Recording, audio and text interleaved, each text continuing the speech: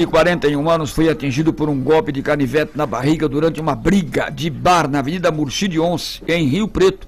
Foi durante a madrugada. Conforme as informações do boletim de ocorrência, a proprietária do estabelecimento relatou que ouviu a discussão e encontrou a vítima caída, ferida, e o serviço do SAMU foi chamado. Encaminhou o homem para o hospital de base. Em nota, o HB informou que o paciente permanecia sob atendimento médico hospitalar. Segundo o boletim de ocorrência, testemunhas encontraram um canivete a cerca de 50 metros do local do crime. O caso foi registrado como tentativa de homicídio e vai ser investigado. O autor ainda não tinha sido identificado.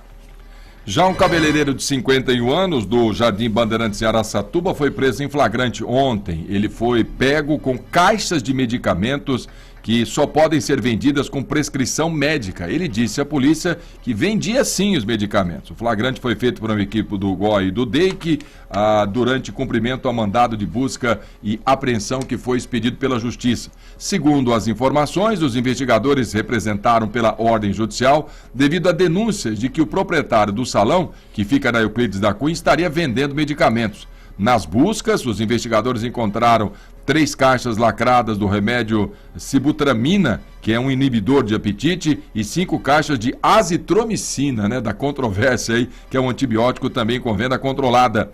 De acordo com a polícia, o cabeleireiro admitiu que vendia a cartela de sibutramina com 10 comprimidos a R$100. Olha, rapaz. No celular do investigado, os policiais encontraram conversas com dezenas de pessoas sobre o comércio desse medicamento, mas ele não quis informar quem é que fornecia os medicamentos para revenda. Ele foi encaminhado para o plantão com os medicamentos e o celular que seria apreendido para a perícia. Foi preso em flagrante por crime de falsificar, corromper, adulterar ou alterar produto destinado a fins terapêuticos ou medicinais. Só para você ter uma ideia, se for condenado, a pena pode chegar a 15 anos de prisão. Já um homem de 53 anos foi preso durante a manhã depois de ser flagrado por policiais militares furtando a fiação elétrica de uma praça localizada no bairro Estela Maris, em Andradina.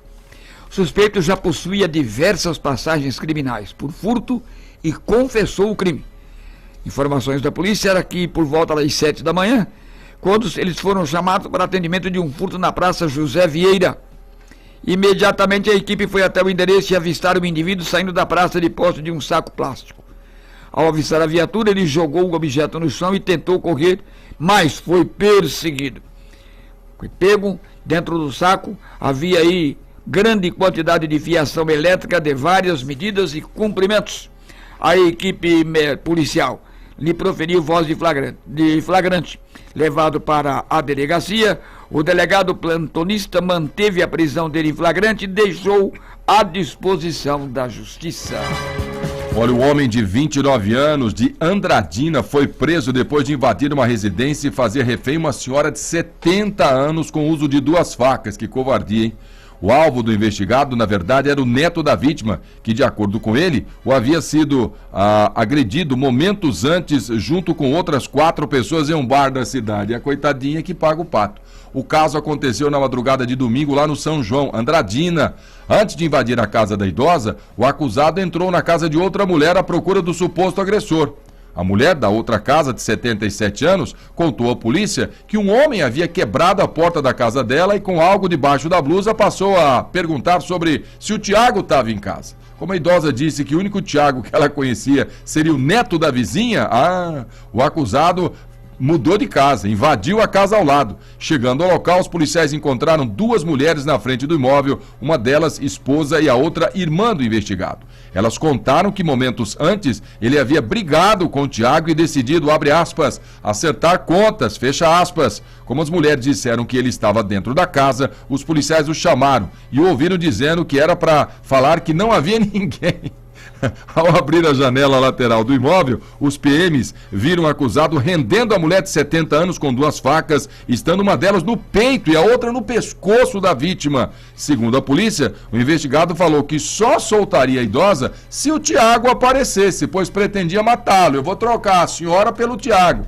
Ainda segundo a polícia, na casa haviam 3 crianças, netas da idosa, que estavam trancadas no quarto. E somente após cerca de 40 minutos de negociação, o acusado jogou as facas na mesa, abriu a porta e saiu da residência. A mulher precisou ser levada para uma UPA, estava com a pressão arterial alterada em função da situação. Não é para menos, né? Felizmente ela não teve ferimentos. No hospital, ela contou que havia acabado de chegar de aniversário e colocado os netos para dormir, quando o acusado bateu no portão pedindo para socorrer o neto dela, que estaria caído no chão de um bar passando mal. Quando se aproximou do portão e o abriu, a idosa foi obrigada a entrar no imóvel, pois o acusado já estaria armado com as 2 facas.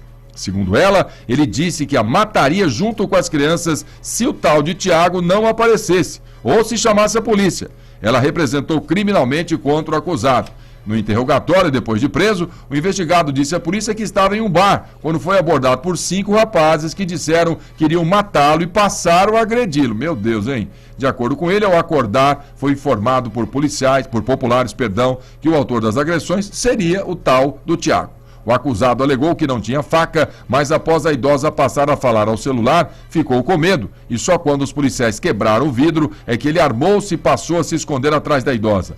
Ele, que disse estar arrependido, foi preso em flagrante e indiciado 2 vezes por violação de domicílio, sequestro e cárcere privado, dano e também ameaça.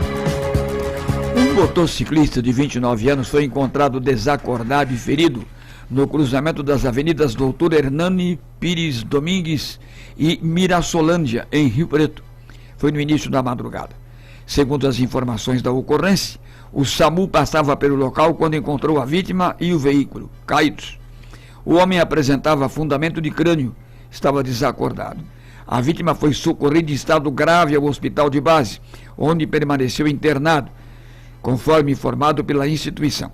De acordo com a ocorrência, a polícia localizou o proprietário da moto, que afirmou que trabalha com a vítima e havia emprestado o veículo para ele. Mas as causas vão ser apuradas pela polícia. E olha só, mais um suspeito de participação no mega assalto às 2 agências bancárias de Araçatuba no último dia 30 de agosto foram presos pela Polícia Federal. Um deles teve a prisão temporária decretada pela Primeira Vara Federal da Justiça, que expediu outros 20 mandados de busca e apreensão.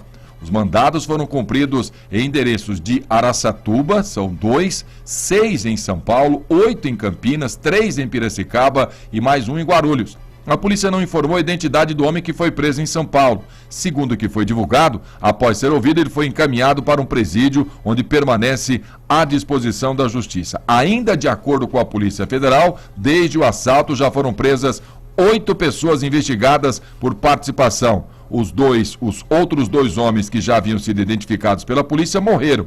Um deles estava internado em Piracicaba e morreu durante troca de tiros com a polícia. Um terceiro foi encontrado morto com ferimentos de disparos de arma de fogo de grosso calibre após ser jogado de um carro em Sumaré. A Polícia Federal informou em nota que continua seguindo todas as linhas de investigação possíveis e vai fornecer mais detalhes quando novos resultados forem surgindo. E agora, o nosso destaque final. Um caso chamou a atenção em Birigui. Durante a manhã, um homem foi preso depois de invadir a casa da ex-mulher e agredi-la com uma estufa de salgados. Acontece que a vítima também foi detida depois que os PMs descobriram que ela estava de posse de uma caixa de som furtada de uma escola estadual da cidade. Conforme informações apuradas, as equipes faziam patrulhamento quando receberam um chamado de violência doméstica pela rua José Verdinassi. Chegando lá, em contato com a mulher, ela apresentou um corte na mão e disse que o ex-companheiro foi até a casa dela, pegou uma estufa para acondicionar salgados e jogou contra ela. Para se defender, a declarante pegou uma faca. Neste momento, o indiciário teria apontado uma arma de fogo contra a vítima. Em seguida, ele fugiu. De posse de suas características, os PMs passaram a fazer diligências e conseguiram localizá-lo no bairro Atenas. Ao ver a viatura, ele tentou correr, mas foi alcançado e detido. Nenhuma arma foi localizada. O indiciado estava sem documentos. Na casa do indiciado, nenhum objeto ilícito foi localizado.